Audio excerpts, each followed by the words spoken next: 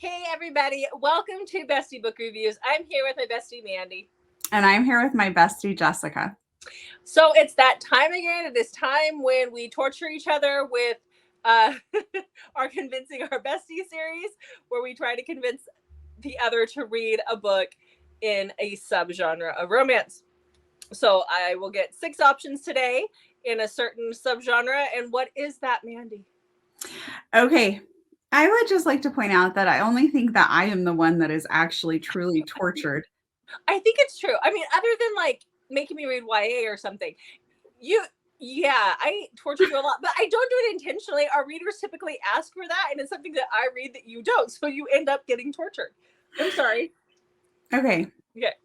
So mine is small town romance. Oh, I can do that. I thought so. It's not so bad. I'm sorry. I'm so sorry. We'll find one that isn't torture for you eventually.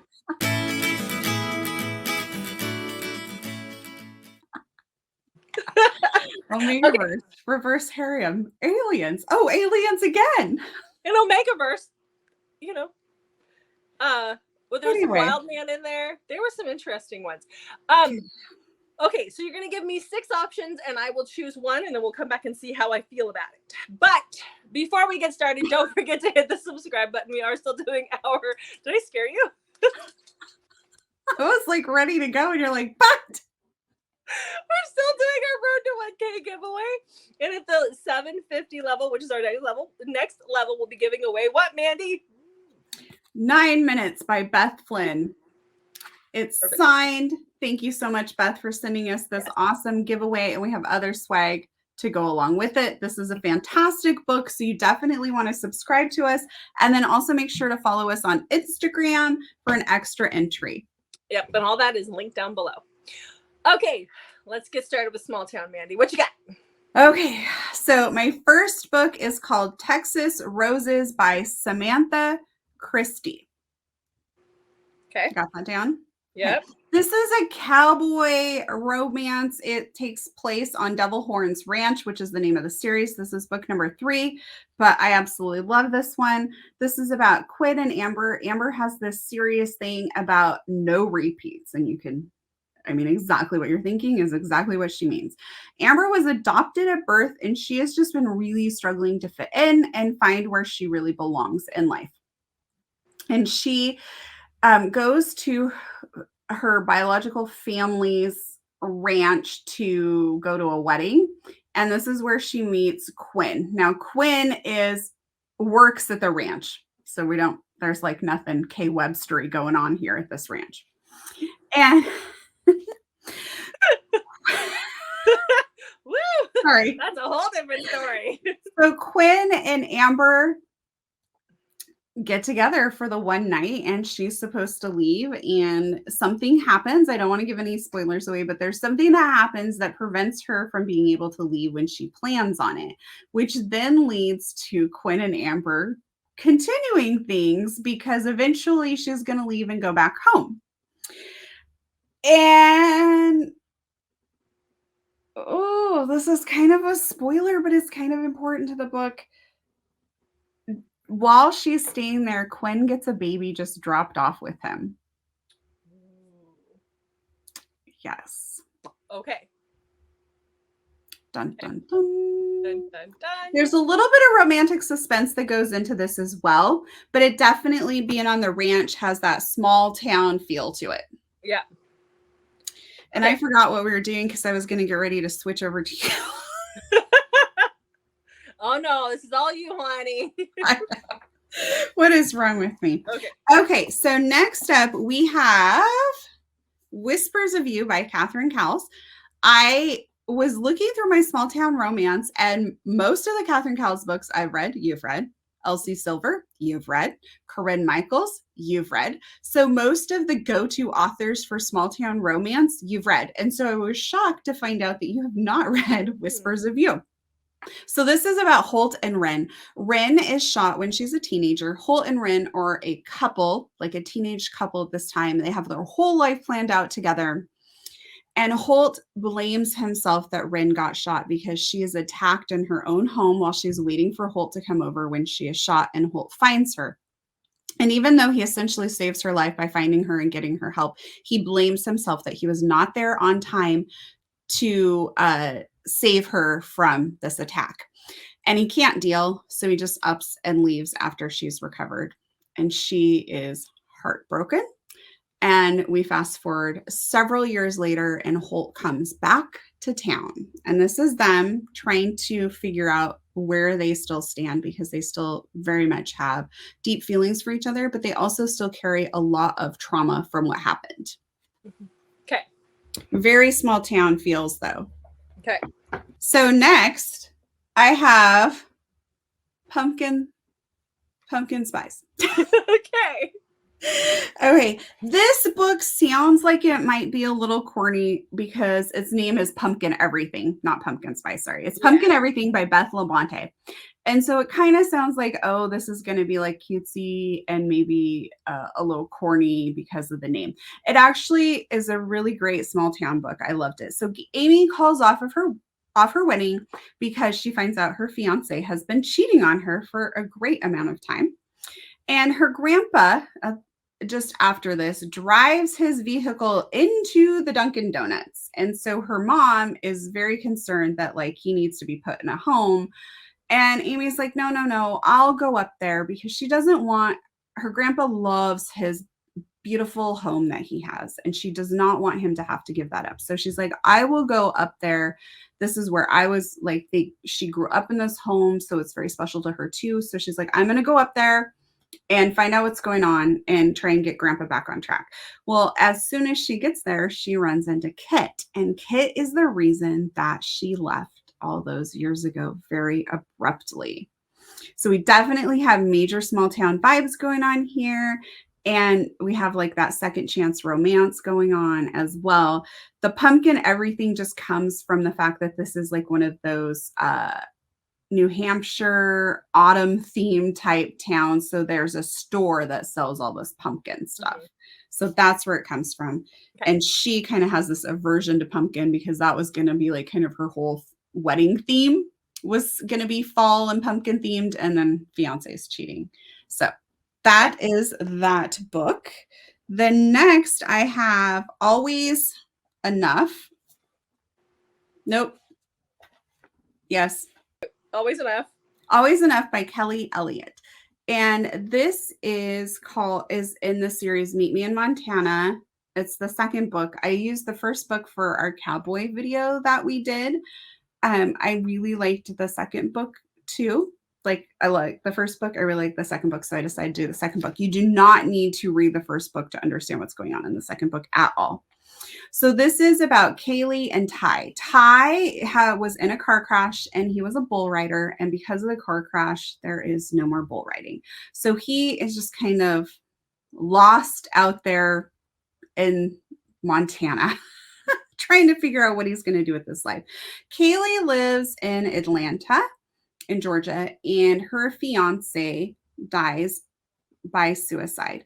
Now, I would say check triggers, but there's not really a lot of on page. Like, there's a little bit of her like explaining kind of what happened. So if that is a sensitive subject or could be a trigger, you might want to avoid this book. But it doesn't go into a ton of detail, but it is why she is struggling in life. So it is present, if that makes sense. So it's been about 2 years, and she really just needs a change of pace and kind of wants to move on. And her best friend, who is in book 1, moved to Montana. So she decides to move to Montana to just kind of try and start over. And that is how she meets Ty. So you have two people with a ton of baggage who don't really know, like, she doesn't really know how to move on, and he doesn't really know how to move on in his own life because the one thing that he had was taken away from him. So we're in Montana, definitely have that small town vibe. And then you have just basically a couple damaged people that are trying to figure out stuff. Question. It was good. Why are they always in Montana? Like, there are states that have country and small towns. Texas, Roses is in Texas. I was just thinking, even like all the like a lot of the books that we read, like I read, that are small town, they're always in Montana.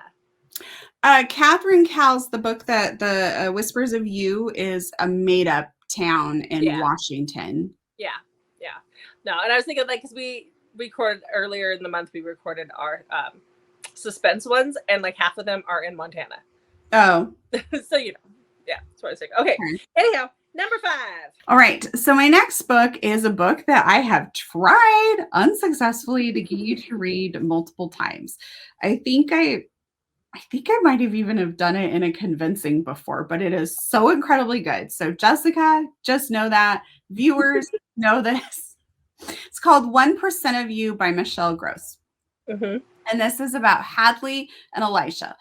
Hadley is a very young teeny. She started off as a teenage mom and she's pregnant again. She's putting herself through school and her boyfriend is, do you remember the TLC song No Scrubs? I feel How can I forget? We sing that all the time. We're kind of describing him. He doesn't really have a job. She's trying to go to school. She's taking care of their daughter and she's pregnant again. The baby was planned because she wanted her kids close together, and she is kind of living in this oblivion that things are going to get better for him. And so that's why it makes me think of that song, because obviously that's not what's going to happen. So she has a reason to no longer want to be with him and kicks him out. So she's living, and it's described, I think, like as a fourplex maybe. And she's living there, and next door is a house that's been for sale that gets purchased by Elijah. Elijah is very grumpy, and he actually runs into Hadley and her daughter at the grocery store before they really meet each other. And Hadley's little girl Lucy has taken the last bag of this particular type of chips, and he actually gets in an argument with her and growls at her to try and get the chips back. And he even recognizes in his own mind, like, oh my gosh, what has happened to me? I'm fighting with this 3-year-old over a bag of chips. So they don't start off on the best of terms because she recognizes that people look at her and see this mom who's probably on welfare and they judge her, but she is truly trying. She's going to college, she's working, and like she's trying really, really hard. And so Elijah does judge her, but yet he still kind of feels drawn to her. And when some things happen, he feels like, oh, I guess I need to go help her.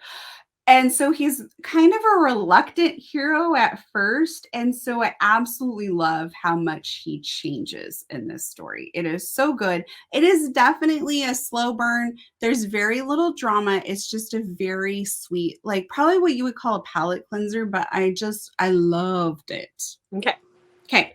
Then my last book for you is called dun dun dun suspense. It's called On the Rocks by Candy Steiner. This is the Becker Brothers series. This is the first book, and I debated on this because the third and fourth book, there's 4 total books. The third and fourth book are my absolute favorite in this series. But there's like this mystery kind of going on. So if you start with book 1 and go through, you kind of get a better picture. So I decided to start with book 1. All 4 of these are on audio, by the way. And they're all really good. So the first one is about Ruby Grace and Noah. Ruby Grace has been groomed her whole life to be a politician's wife. Her dad is the mayor. And so this is what she has been set up to do. And she is engaged and is going to be marrying the son of a politician who is going into politics. So this is kind of where her whole life path has been kind of forced on her, but Ruby Grace has just gone along with it, if that makes sense. Noah works at the distillery in town. So this would also be like a really good like fall read, I feel too. So Noah works at the distillery and he is described as like kind of a bad boy, and Ruby Grace is like, oh, my mom always told me to stay away from those Becker brothers, like that type of thing.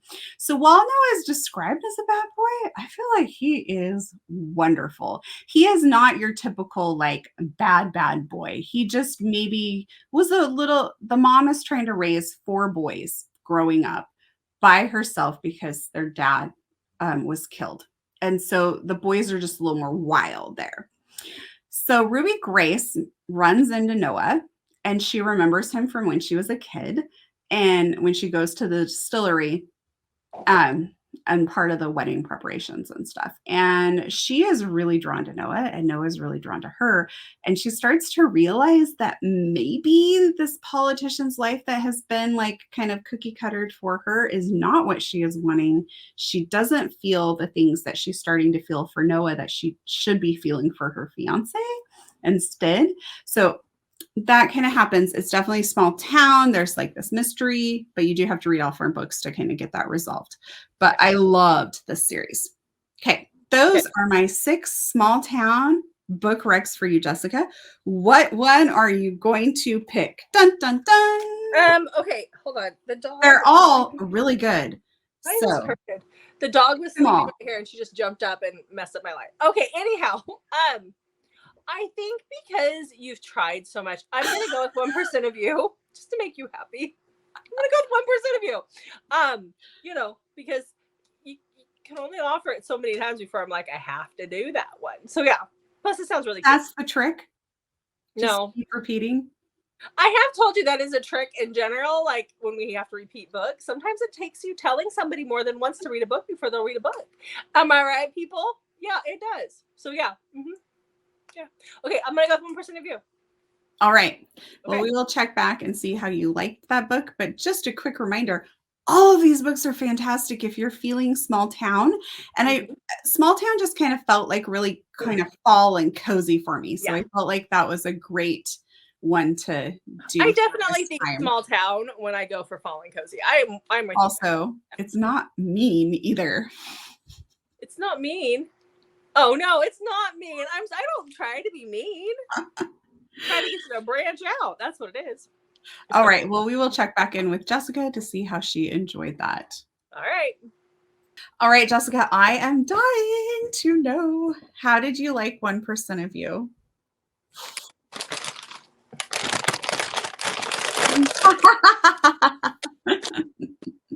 I loved it so much. I've been craving Funyuns all week. That dang book. I haven't even opened that one yet. I think I've got another package sitting up on the dresser over here. Yeah, I loved it. I'm trying to decide between a 4 and a 5. I don't know exactly what to rate it. Like, I loved it. I wish there'd been more. I would have loved to see them like more, like an extended epilogue at least. Mm-hmm. But I loved it. They did it in a manner like with the kids were not obnoxious. One thing that drives me nuts in romance is when you have a baby and they tell you that the baby is like, you know, a newborn or whatever, but it's doing things that a 5-month-old would do. And that's not what we had here. Baby was sitting up at 4 months. That made sense. Like those kinds of things, right? Like those, I loved also how our hero I put my book down so I can't remember his name, but how Elijah, he was anti-kids, period. But that little girl, little Lucy, like that, she just stole his heart. And I loved it in the beginning when she would call him names.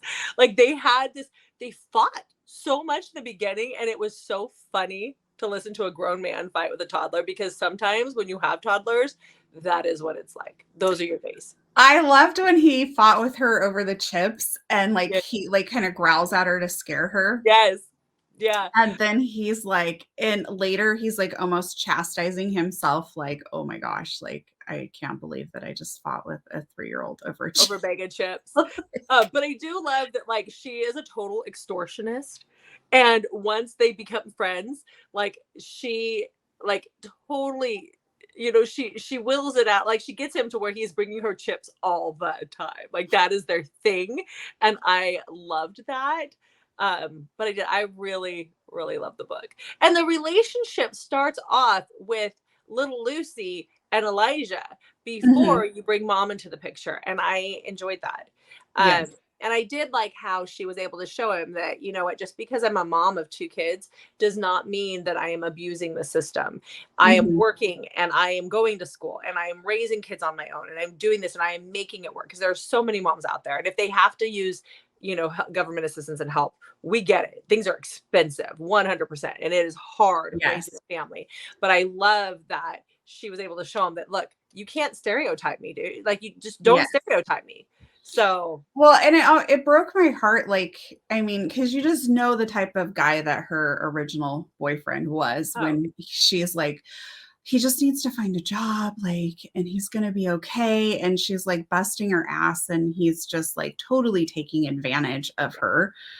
and He the could care mom, less about getting a job and all this yeah, stuff. the ex-boyfriend's mom, we all Oh know women yeah. like that, where her little boy can do no wrong. Yeah. Well, I'm Anyhow, so glad you enjoyed it. I I've been wanting you did. to read it for so long. And then And I'm it's like, been, I think Jessica would really like this because it's just so well written, I think. yeah, And like, I know you like kids, and the kids were written really well in it. And I know you like kind of the more bad, intimidating type hero, but there's not, but he had a gooey center.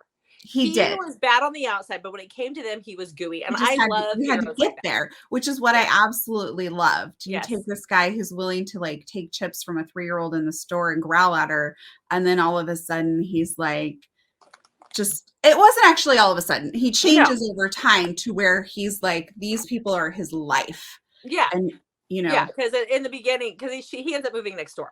And in the mhm, beginning, he runs into them enough. Like, things mhm. happen. It takes months. And like you said, it is a slow burn, but it was so good. Yes.